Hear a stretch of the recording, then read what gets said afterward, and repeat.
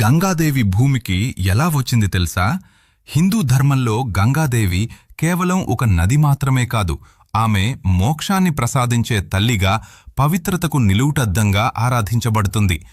వామనావతారంలో ఉన్న విష్ణుమూర్తి తన పాదాన్ని ఆకాశం వరకు పెంచినప్పుడు బ్రహ్మదేవుడు తన కమండలంలోని నీటితో ఆ పాదాన్ని కడిగారు. అలా స్వామివారి పాదం నుండి ఉద్భవించిన పవిత్ర జలమే గంగ. అందుకే ఆమెను విష్ణుపాది అని కూడా అంటారు.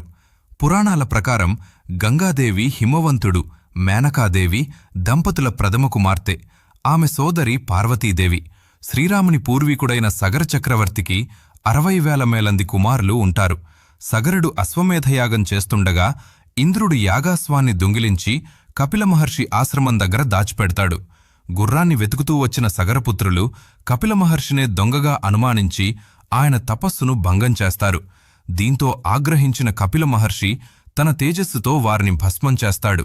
వారికి ముక్తి లభించాలంటే ఆకాశసగంగా వారి బూడిదపై ప్రవహించాల్సి ఉంటుంది. వారి వంశంలోని అనేక తరాలవారు ప్రయత్నించి విఫలమైన భగీరథుడు పట్టుదలతో 1000 ఏళ్లు తపస్సు చేసి బ్రహ్మదేవుణ్ణి మెప్పిస్తాడు. బ్రహ్మదేవుడు గంగను భూమికి పంపడానికి అంగీకరిస్తాడు. గంగా స్వర్గం నుండి నేరుగా భూమికి నీరుగా వస్తే ఆమె వేగాన్ని భూమి తట్టుకోలేక బద్దలైపోతుంది. గంగా గర్వంతో ఆకాశం నుండి దూకుతుంది. నేను శివుణ్ణే, నా ప్రవాహంతో పాతాళానికి తీసుకెళ్తాను అని అహంకరిస్తుంది.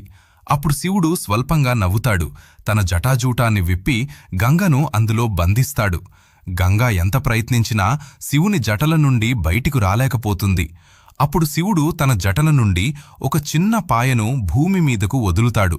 అలా గంగా అవతరించి భూమిని పునీతం చేస్తుంది. భగీరథుని తపస్సుతో గంగా భూమికి అవతరించింది. ఆమె జలాలు సగరుని 60,000 మంది పుత్రుల బూడిదను తాకాయి. అప్పటి వరకు శాపంలో ఉన్న ఆ పూర్వీకులందరూ విముక్తి పొందారు. అలా గంగామాత మోక్షాన్ని ప్రసాదించే దివ్యశక్తిగా నిలిచింది. గంగాదేవికి 3 పేర్లు ఉన్నాయి. గంగా నది ఆకాశాసం, భూమి మరియు పాతాళం అనే 3 లోకాల్లో ప్రవహిస్తుంది కాబట్టి ఆమెను త్రిపదగా అని పిలుస్తారు. మరణించిన వారి అస్థికలను గంగలో కలిపితే ఆ పూర్వీకులకు విముక్తి, మోక్షం లభిస్తుందని విశ్వాసం ఉంది. గంగాదేవి హిమాలయాల్లోని గంగోత్రి వద్ద ఉద్భవిస్తుంది. ఋషికేశ్, హరిద్వార్ గుండా ప్రవహిస్తుంది. చివరగా ప్రయాగరాజ్, వారణాసి దాటి గంగాసాగర్ వద్ద సముద్రంలో కలుస్తుంది. ప్రతిరోజు సాయంత్రం హరిద్వార్, కాశీ, ఋషికేశ్ వంటి పవిత్ర ప్రదేశాలలో గంగామాతకు భక్తితో హారతులిస్తారు. వేదమంత్రాల మధ్య వేలాది దీపాల వెలుగులో ఆ హారతి అద్భుతంగా కనిపిస్తుంది. గంగామాత కేవలం ఒక నది కాదు, ఆమె పాపాలను కడిగే తల్లి. ఆమెను స్మరించిన ప్రతి ఒక్కరికి శాంతి, మోక్షం ప్రసాదించే దివ్యశక్తి.